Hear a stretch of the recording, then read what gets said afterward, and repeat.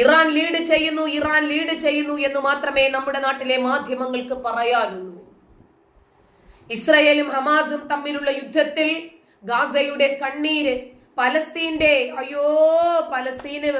വെള്ളം കുടിക്കാൻ പറ്റുന്നില്ല, അവരുടെ ആശുപത്രികളൊക്കെ തകർക്കുവാണ്. അതിനകത്തുള്ള ഹമാസ് നേതാക്കളെയാണ് ഇസ്രായേൽ ലക്ഷ്യം വെച്ചത്. 100 നിരപരാധികൾ കൊല്ലപ്പെട്ടാലും ശരി, ഒരു അപരാധി രക്ഷപ്പെടരുത് എന്ന ഇസ്രയേലിയൻ തന്ത്രം. ഇത് തന്നെയാണ് യൂറോപ്യൻ രാജ്യങ്ങളുടെ ഒക്കെ നയം. നമ്മുടെ രാജ്യത്ത് അങ്ങനെയല്ല. 100 അപരാധികൾ രക്ഷപ്പെട്ടാലും ശരി, ഒരു നിരപരാധി പോലും ശിക്ഷിക്കപ്പെടരുത് എന്നതാണ് നമ്മുടെ രാജ്യത്തിന്റെ നയം. പക്ഷേ മറ്റു രാജ്യങ്ങൾ അങ്ങനെയല്ല. അവർ ലക്ഷ്യം വെക്കുന്നത് അപരാധിയെയാണ്.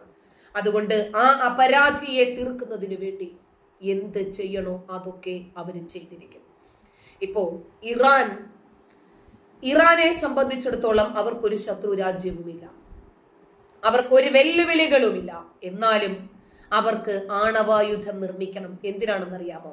1979 മുമ്പുള്ള ഇറാന്റെ ചരിത്രം ഒന്ന് പരിശോധിച്ചാൽ നമുക്കത് മനസ്സിലാകും. ചോരക്കൊതിയനായ, യുദ്ധക്കൊതിയനായ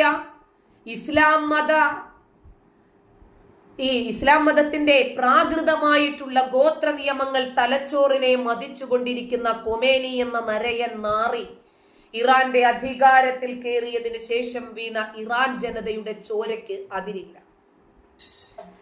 ഇറാൻ ജനതയുടെ അന്തകനാണ് കൊമേനി. അതുകൊണ്ടാണ് നെതന്യാഹു പറഞ്ഞത്, കൊമേനിയെ ഇല്ലാതാക്കിയാൽ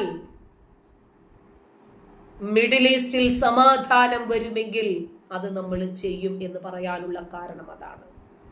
ഇപ്പോൾ ഹിസ്ബുള്ള പറയുന്നു, ഇസ്രയേലും ഇറാനും തമ്മിലുള്ള യുദ്ധത്തിൽ ഞങ്ങൾക്ക് ഒരിക്കലും ഒരു കാഴ്ചക്കാരായി നോക്കി നിൽക്കാൻ കഴിയില്ല.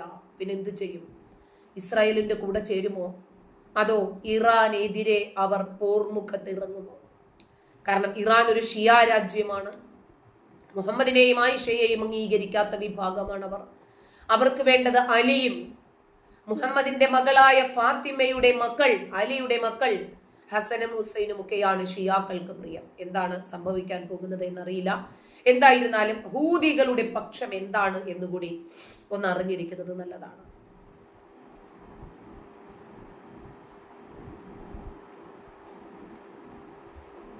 ഹൂദികളുടെ പക്ഷം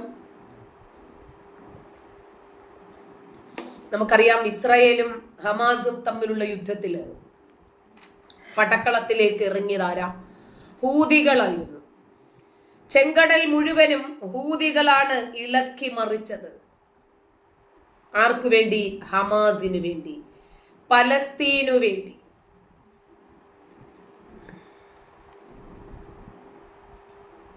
യമനിൽ നിന്നും ഹൂദികൾ ഇറങ്ങി, ലെബനനിൽ നിന്നും ഹിസ്ബുള്ള ഇറങ്ങി. ഇവരൊക്കെ ഇറാന്റെ സായുധ സംഘടനകളാണ്. ഇതൊക്കെ നമുക്കറിയാം. ഇറാനാണ് ഇവരെയൊക്കെ വച്ച് വളർത്തിക്കൊണ്ടിരിക്കുന്നത്.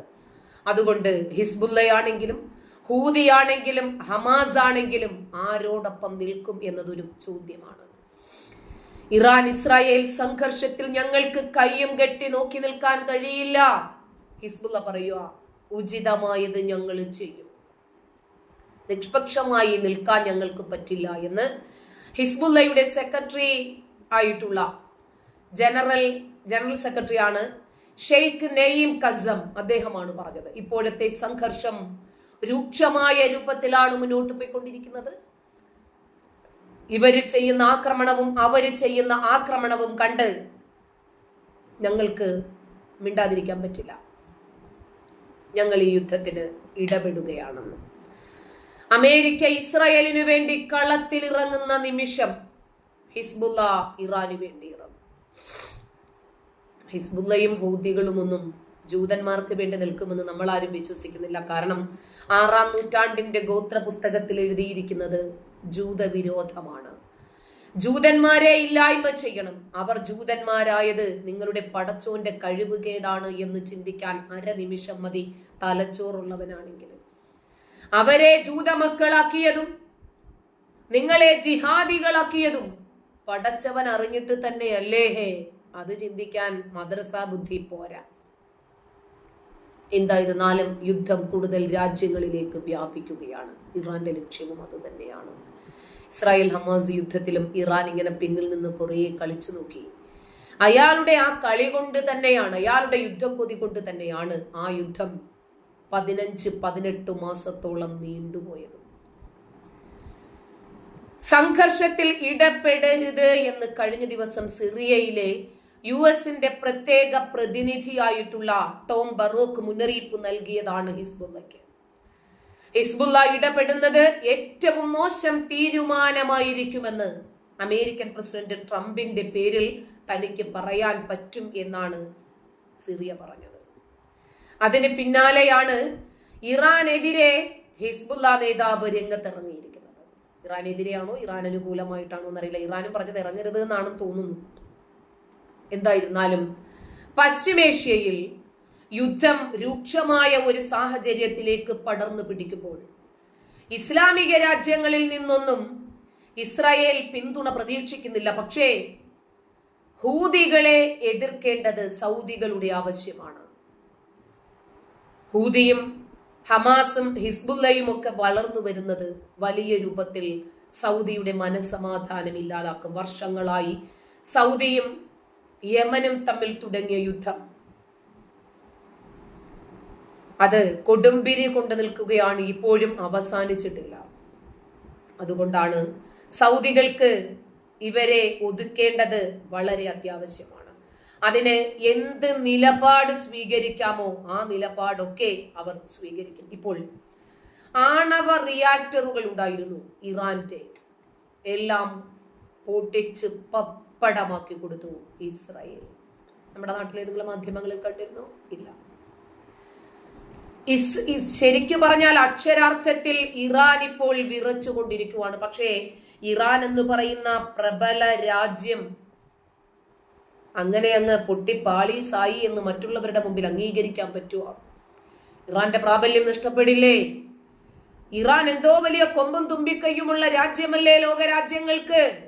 പക്ഷേ നഞ്ചെന്തിന് നന്നാഴി എന്ന് ചോദിക്കുന്നത് പോലെ ഇസ്രായേലിന് അതൊരു പ്രശ്നമല്ല.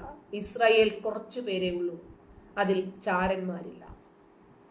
ഇസ്രായേലിനെ തകർക്കാൻ ആഗ്രഹിക്കുന്ന, ഇസ്രായേലിനെതിരെ ഇറാന് ചാരപ്പണി ചെയ്യുന്ന ആളുകൾ ജൂതന്മാരിലില്ല.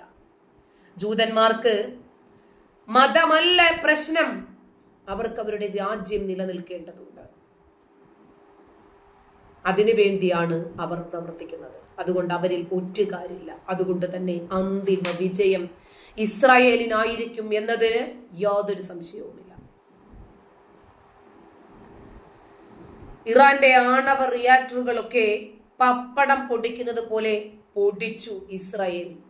ഇസ്രായേലിനെ കൊണ്ടൊന്നും പറ്റില്ല എന്നും ഇസ്രായേലിന്റെ കയ്യിൽ 2-3 ദിവസത്തേക്ക് ആയുധമുള്ളെന്നും ഒക്കെ കേരളത്തിൽ നിന്ന് കുറച്ച് തീവ്രവാദികൾ അങ്ങോട്ട് തീരുമാനിച്ചു. നമസ്കാരം. ഇപ്പോൾ പുറത്തു വരുന്ന റിപ്പോർട്ടുകൾ അനുസരിച്ച് ഇറാന്റെ ആണവ റിയാക്ടറുകളെല്ലാം തന്നെ ഇസ്രായേൽ തകർത്തു കഴിഞ്ഞു. വർഷങ്ങളായി ഇസ്രായേൽ പദ്ധതിയിടുന്നതായിരുന്നു ഇവരുടെ ആണവ കേന്ദ്രങ്ങളെല്ലാം തന്നെ തകർക്കണം എന്നുള്ള കാര്യം. മാത്രമല്ല, വളരെ പ്രധാനപ്പെട്ട ഒരു വിവരം ഇപ്പോൾ പുറത്തു വരുന്നത് ഇറാൻ ഇവരുടെ ആണവ സമ്പുഷ്ടീകരണ കേന്ദ്രത്തിൽ 15ഓളം അണുബോംബുകൾ തയ്യാറാക്കുന്നുണ്ടായിരുന്നു എന്നാണ്. ഈ വിവരം വളരെ നേരത്തെ തന്നെ ഇസ്രായേലിന് ലഭിച്ചിരുന്നു. അതിന്റെ അടിസ്ഥാനത്തിലാണ് അടിയന്തരമായി തന്നെ ഇവരുടെ ആണവ കേന്ദ്രങ്ങൾ ആക്രമിക്കാൻ ഇസ്രായേൽ തീരുമാനിച്ചത് എന്നാണ് പറയപ്പെടുന്നത്. മാത്രമല്ല, മറ്റു പ്രധാനപ്പെട്ട ഒരു ഇസ്രായേലിന്റെ ചാരസംഘടനയായ മൊസാദ് നേരത്തെ തന്നെ ഈ ആണവ കേന്ദ്രങ്ങളിൽ പല സ്ഥലങ്ങളിലും സ്ഫോടക വസ്തുക്കൾ വെച്ചിരുന്നു എന്നാണ്. ഇതേക്കുറിച്ച് ആധികാരികമായി ലഭിച്ചിട്ടില്ലെങ്കിൽ പോലും മൊസാദിനെ പോലുള്ള സംഘടനയെ സംബന്ധിച്ചോളം അത് വളരെ എളുപ്പത്തിൽ ചെയ്യാൻ പറ്റുന്ന ഒരു കാര്യം. മൊസാദിനോട് ഇറാൻ കളിച്ചിട്ട് ഒരു കാര്യവുമില്ല. അവര് കുറച്ചു പേര് മതി രാജ്യത്തോട് കൂറുള്ള, ആ രാജ്യത്തിലെ ജനങ്ങളോട് പ്രതിബദ്ധതയുള്ള, ആത്മാർത്ഥതയുള്ള ആളുകളാണവർ. അതുകൊണ്ട് നമ്മളെ ഇറാൻ ഇങ്ങോട്ട് അടിക്കുന്നതിന് മുമ്പ് ഇറാന്റെ സകലമാന ആണവ കേന്ദ്രങ്ങൾക്കകത്തും ബോംബുകൾ സ്ഥാപിച്ച് ആ റിയാക്ടറുകൾക്കു നേരെ ബോംബിടത്തക്ക രൂപത്തിലെല്ലാം സജ്ജമാക്കിയിട്ട് ഇസ്രായേലിൽ പോയിരിക്കുവാണ് റിമോട്ട് കൺട്രോളിൽ തകർക്കാൻ. അങ്ങനെ ഇസ്രായേൽ ജെറ്റ് വിമാനങ്ങൾ ഒരേ സമയം വ്യോമാക്രമണം നടത്തുകയും നേരത്തെ മൊസാദ് സ്ഥാപിച്ചിരുന്ന സ്ഫോടക വസ്തുക്കൾ പുറത്തിറക്കുകയും ചെയ്തു എന്ന് പറയപ്പെടുന്നുണ്ട്. ഇറാനെ സംബന്ധിച്ചിടത്തോളം കനത്ത തിരിച്ചടിയാണ് ഇപ്പോൾ ഏറ്റിരിക്കുന്നത്. കാരണം അവരുടെ സൈനിക മേധാവി വരെ ഇസ്രായേൽ വധിച്ചു കഴിഞ്ഞിരിക്കുന്നു. അവരുടെ റിപ്പബ്ലിക്കൻ ഗാർഡിന്റെ മേധാവി വധിച്ചു കഴിഞ്ഞു. പ്രധാനപ്പെട്ട അവിടെ യുദ്ധം സംബന്ധിച്ച് തീരുമാനങ്ങൾ എടുക്കേണ്ട വ്യക്തികളെല്ലാം തന്നെ വധിച്ചതിന് ശേഷമാണ് ഇസ്രായേൽ വിമാനങ്ങൾ മടങ്ങിപ്പോയത് എന്നുള്ളത് വളരെ പ്രധാനപ്പെട്ട കാര്യമാണ്. ഇറാന്റെ ആണവ സംവിധാനങ്ങളെല്ലാം തന്നെ തങ്ങൾ തകർത്തു തള്ളിയതായിട്ടാണ് ഇപ്പോൾ ഇസ്രായേൽ അവകാശപ്പെടുന്നത്. എന്നാൽ അമേരിക്ക ഇക്കാര്യത്തിൽ നിലപാട് വ്യക്തമാക്കിയിട്ടില്ല. ഇസ്രായേൽ തങ്ങളോട് പറഞ്ഞിട്ടല്ല ഇറാൻ ആക്രമിക്കാൻ പോയത് എന്നാണ് ഇപ്പോൾ US ഭരണകൂടം വ്യക്തമാക്കുന്നത്. മാത്രമല്ല പ്രസിഡന്റ് ഡൊണാൾഡ് ട്രംപ് അടിയന്തരമായി തന്നെ ദേശീയ സുരക്ഷാ സമിതിയുടെ യുദ്ധം മുന്നോട്ട് കൊണ്ടുപോകേണ്ടുന്ന ഉത്തരവാദിത്വമുള്ള ചുമതലയുള്ള തലകളാണ് ഇസ്രായേൽ ആദ്യം എടുത്തത്. ഇസ്രായേൽ വേരിലാണ് ചികിത്സ തുടങ്ങിയിട്ടുള്ളത്, ഇലകളിലല്ല. ശിഖരങ്ങൾ വെട്ടിമാറ്റിക്കൊണ്ടിരിക്കുകയാണ് ഇസ്രായേൽ. അതുകൊണ്ട് ഈ റിയാക്ടറുകൾ ഓപ്പറേറ്റ് ചെയ്യുന്ന തലകൾ, ആണവ കേന്ദ്രങ്ങൾ ഏത് രൂപത്തിലാണോ കൺട്രോൾ ചെയ്യുന്നത്, ആ നേതാക്കളുടെ തലകളാണ് ഇസ്രായേൽ തെറിപ്പിച്ചിട്ടുള്ളത്. ഇപ്പൊ മനസ്സിലായോ? കുറെ അംഗബലവും